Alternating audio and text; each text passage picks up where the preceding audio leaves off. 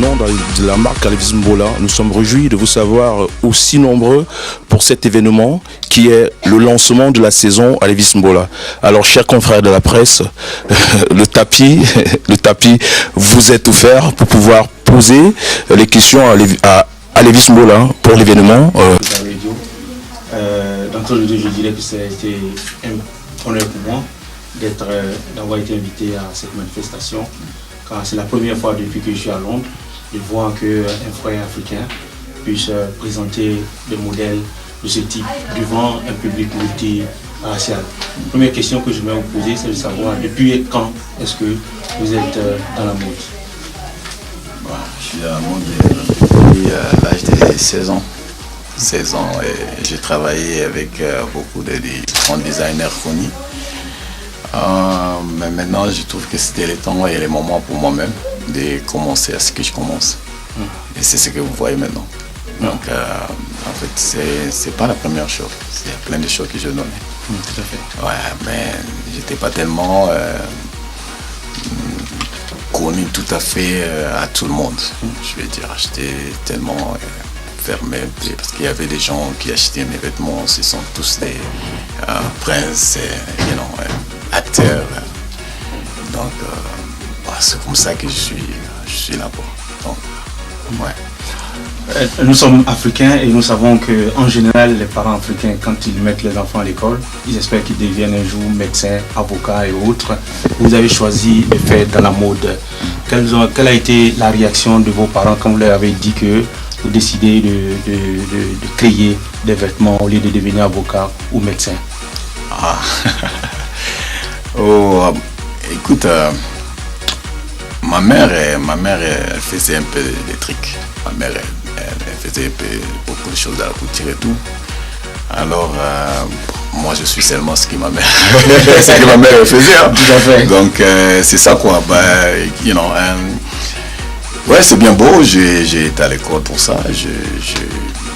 C'est aussi quelque part le don que je suis né avec, on peut dire. Même si je voulais faire la mécanique normalement, mais si tu me le dis comment j'ai tombé par là, je sais même pas. Donc c'était ça quoi. Donc ouais, c'est ça. Donc j'aime bien être designer. J'aime bien. Donc quand je travaille avec des autres designers, je comprends changer leur image, changer leur vision de voir les choses et tout. Ouais, c'est bien. Alors vous avez dit tout à l'heure que la plupart de vos consommateurs, jusqu'à preuve du contraire, sont des princes, sont des rois. Est-ce que vous avez dans les mois à venir pensé concevoir quelque chose pour les économiquement moyens ou faibles que sont la communauté africaine, je veux dire les économiquement faibles? Bien sûr, c'est ce qu'est absolument. Il y a beaucoup de gens qui m'ont demandé. Tu vois, vous savez, je ne sortais pas tellement dans le milieu africain beaucoup. Mais maintenant, je suis là pour les Africains. Pour moi-même, je suis africain, bien sûr. On a vu de très beaux vêtements. Pouvez-vous nous dire le matériel que vous utilisez pour la conception de vos produits? Oh, le matériel, voilà, on est là maintenant. Mais je te dis que les matériels qui sont, je vais dire, 120 ans, c'est comme le genre des antiques et tout. Alors, les choses que je le fais, je voyage beaucoup et que je trouve beaucoup l'air. Voilà, et les matériels, oui, ça coûte. Mais il y en a à 80 ans, j'étais même pas né à l'époque. Mais il y en a aussi à mix, je peux dire. Donc, ouais, mais j'aime bien travailler sur les genres de Victoria et des choses. Voilà. Alevis, merci. Et, notre prochain invité aux côtés d'Alevis Mbola ne sera autre que Christelle Dassé de Represent Radio qui est là avec nous ce soir, qui voudrait aussi bien poser des questions à Alevis. Il faut notifier à l'endroit des téléspectateurs que cet événement est sous les auspices du guide du londonien, de London Hit Parade, sans oublier Voice of Africa Radio et Represent. Donc Christelle, prenez place s'il vous plaît. Et il faut dire aussi qu'Alevis Mbola est bilingue, hein. Il parle autant le français que l'anglais. Okay, so one of the main questions I want to ask is where does the inspiration come from? Because first of all, I African garment, but it was nice to see the choice of colour. So where does inspiration come from? Inspiration come from, let's say, from the I say actually in the Big Mama. So if you don't know what the Big Mama is Africa, and the colors come from us, to be honest. And I'm just there to bring it in, because if you just see not my collection, you see different collection, different people want to make a collection with that. It's already bring the colors. So the inspiration comes out really with them, beautiful woman, if I say. So is that in certain words the message you're trying to portray to other people that don't know that you're originally from Congo? Oh, the people which they don't know, I'm original from Congo. Actually, I don't say I'm original for Congo. I say I'm original for Africa. That's what I say. Yeah, I'm really international because I like to travel, and and my parents support me. Yes, we are from Congo and stuff like that, but I am a really African. Like I said before, it's Big Mama, it's Big Mama. Beautiful woman. Exactly. So in terms of planning the whole event, what was the hardest part? The hardest part is I don't eat, and I'm very, very straightforward, and I like not people to say who, but I like people to say wow, it's possible. It's possible. Wow. And in the choice of models, the choice of models, I'm in love with one of them. Yeah, really, I'm in love with him. Thank you, thank you. But you got to understand something. You see, we're giving so much with a model like celebrities or make name or the model and stuff like that. Like Elvis is completely different. Elvis speak different people and different. Where I see a beautiful, like I say, beautiful woman, I go for it. And then I make my clothes to you, and I make you look expensive, and I make you look wow. It's about modeling. It's about modeling. I don't really. I take the modeling, which is they make the name, and I take the modeling, which I find myself. If I see you on the street and I like you, I can put my clothes on you. Man and a woman. So anyone can wear it. Anyone can wear my clothes. So what's the next move? The next move, which is we got when this is actually we're doing this like a movie premiere, and launch, and just a test one, and then the big one I think is coming about like February. Yeah, it's February, and this is what we can, you see why RPC can do. So my last question. I think it would be nice for people to know what's your views on fashion. What do you think fashion's become from when you started and now you're just taking over? I think fashion, we always taking over for a long time. I just came up because if you see, there's a lot of designer bring them out, yeah. And then I was really in. So it's just like what I can say is I just come up because there is a lot of Africa. They are good out there, and then if we see it's like we're always gonna do something different.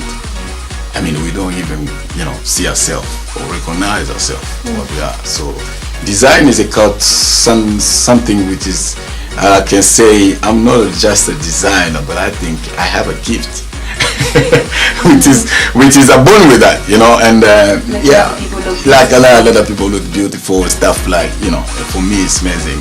And one thing I gotta tell you is a big secret. I love if I can do this in Africa. Amen. Thank you. I love you. Thank you very much. C'était Christelle Dassé de Represent Radio en compagnie d'Alevis Mbola. Il faut dire que le mot de ralliement de Alevis Mbola, c'est Inspire. Alevis Mbola Inspire Bespoke. Pour les francophones qui nous écoutent, c'est que Alevis Mbola, c'est l'inspirateur du sur-mesure. Alors nous allons recevoir un des mastodontes de la presse francophone. En Grande-Bretagne, il s'agit de Ice-T Cole, du rédacteur en chef du guide londonien, qui va venir sur le fauteuil rouge d'Alevis. Il faut dire ici que Alevis nous reçoit, nous autres hommes de communication, dans son antre ce soir. Ice-T Cole, bonsoir. Merci d'être là ce soir. Tout le plaisir est bien et on va dire félicitations pour cet extraordinaire show. que vous nous avez donné l'occasion de regarder ce soir. Cependant, vous décidez de sortir l'Afrique du ghetto, et puis voilà l'Afrique au cœur de, on va dire quoi, Jamming Street, qui est un quartier véritablement exclusif. J'ai une c'est Jamming Street. Qu'est-ce que vous voulez démontrer? Que l'Afrique doit quitter le ghetto? Alors, moi, personnellement, je ne savais pas que l'Afrique était dans les ghettos. Personnellement, je ne savais pas.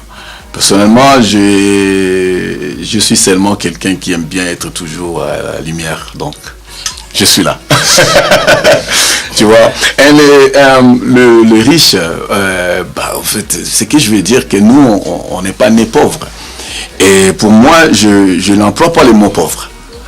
Et j'emploie peut-être le mot qui est quelqu'un qui a manqué de l'argent aujourd'hui.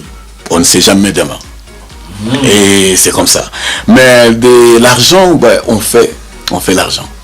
Pour être connu ou pour être tout, on fait l'argent. C'est Jamming Street, pour moi, c'est comme les autres places, qui est des quartiers. C'est pas vraiment, je suis pas ici pour les quartiers riches, parce que je suis déjà en Londres, je vis déjà dans les quartiers riches. Donc, je ne sais pas vraiment comparer pour ça. Mais je dirais qu'il y a des gens qui n'ont pas, parce qu'ils n'ont pas. Et le lendemain, peut-être, on ne sait jamais. Peut-être. C'est moi qui en a, peut-être je manquerai peut-être demain. Et qui n'ont pas, peut-être il verra le lendemain. On ne sait jamais. Donc vous êtes une sorte de porte-flambeau d'une autre Afrique. Donc, votre défilé ce soir, sans chercher à être cynique, on n'a pas vu beaucoup d'Afrique dans ce défilé ce soir. Qu'est-ce qui fait en sorte que vous décidiez comme ça de tourner un peu le dos à ce continent que vous semblez beaucoup aimer? Non, si je comprends bien, je ne tourne pas le dos, mais je suis toujours là. Moi, personnellement, je ne vois pas entre les blancs et les noirs. Moi, je vois toujours qu'on est des gens. Vous savez, je suis grandir beaucoup plus chez les blancs. Tu comprends? Mais grandir ça avec les blancs, c'est pas parce que je grandis avec les blancs que je suis un blanc, non. Je ne sais même pas quelle couleur que j'ai. Donc un blanc, s'ils disent qu'il est blanc, moi je ne vois pas qu'il est blanc.